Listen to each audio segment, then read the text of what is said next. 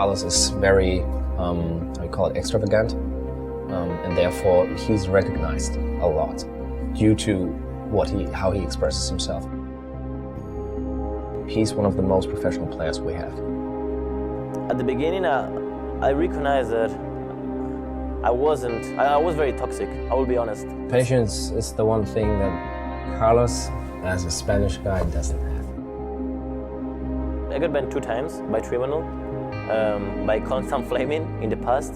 So I mean, I'm not an angel, you know. I will tell you the truth. Sometimes I rage. Carlos wants to be better as a player, and he understands that he can only be better as a player if he's calm inside, if he focuses on his game alone. So we first heard about Carlos July of 2011, I believe, and he was flagged by our tribunal system. At the time, he just got a warning, but what we saw was in the months following, he got case after case in the tribunal, and he was quickly on his way to a permaban. At the beginning, I tend to react pretty bad to the bad games I had, to the bad words people gave to me for being just known. He's like, I hate champion. He's going around, no, you know, whatever the stance he uses, he doesn't give. I was just not giving too many cares. I was just, you know, I'm flaming, nobody is noticing anything. It's just my game, my thing, you know, I don't care. So Carlos was extremely critical on his teammates. In fact, some of the things he said were the worst we've ever seen in tribunal cases. He was well known in the community for wishing cancer on his own teammates.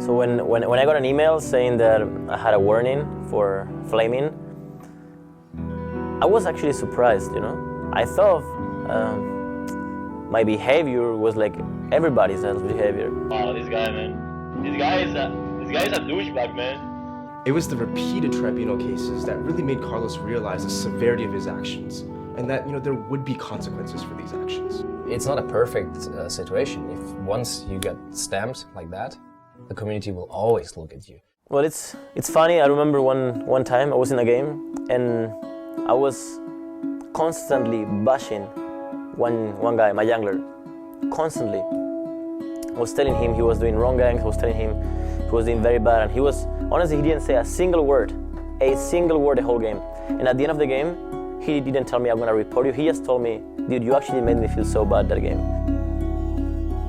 I kind of have a feeling for it when he's having trouble in his personal life, something is bothering him, and then I can see it when he's playing as well. You know, it's something really sad that something like this has to happen for me to realize, but it teach me the most important lesson of my life, like literally. And since that moment and the moment I went to Gamescom in 2011, and I found a guy in a wheelchair that came from Paris actually, only to see me. And he saw me, I was a role model for him, and I was his idol.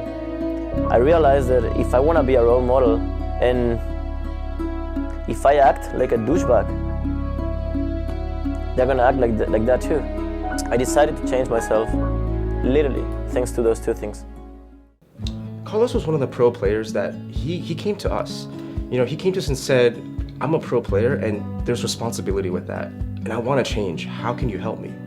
I tried to watch his stream as much as possible and talk to him while I was watching the stream. So when he was, you know, shouting out some stupid comment, something that was in the direction of being toxic, it's like, hey, no, this is not the direction we want to take this.